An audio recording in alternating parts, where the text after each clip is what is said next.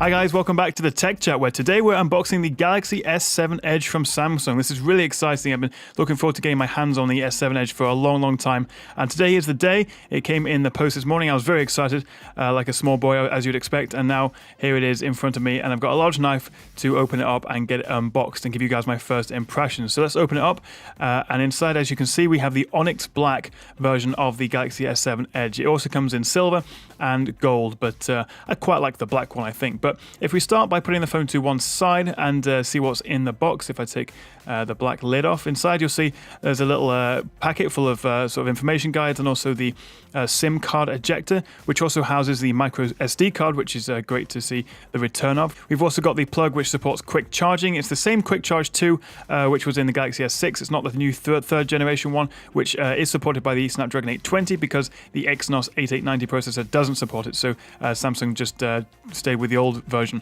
We've also got a USB connector which allows you to easily and quickly transfer your data from your old phone, whether it's a Samsung or whatever, to the new device. Samsung also kindly provides a pair of bundled headphones with the S7, so I'll give those a go a bit later. So the S7 Edge, let's have a look at it. It is a beautiful device.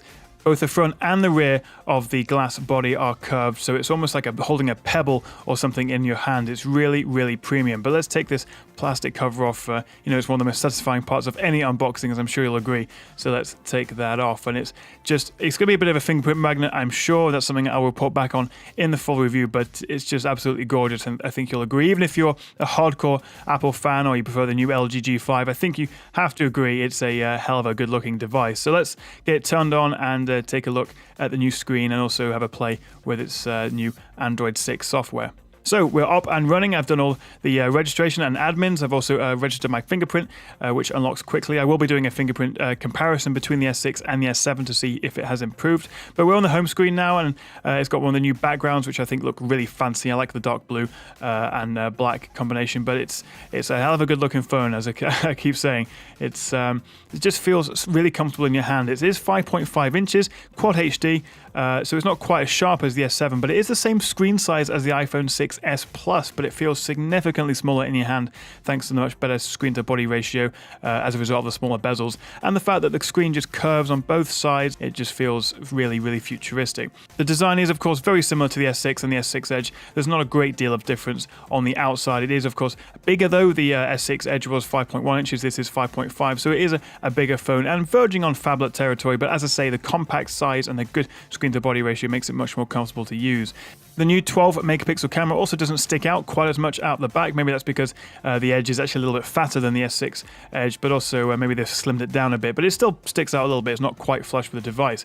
Now, if I show you guys the S7 Edge next to the Galaxy S7, you'll see the similarities and the differences. The S7 obviously is 5.1 inches still, so it is a bit smaller, but the back is now curved like the back of the S7 Edge. So there is a bit more of a similarity, but of course the front display isn't curved, unlike the S7 Edge.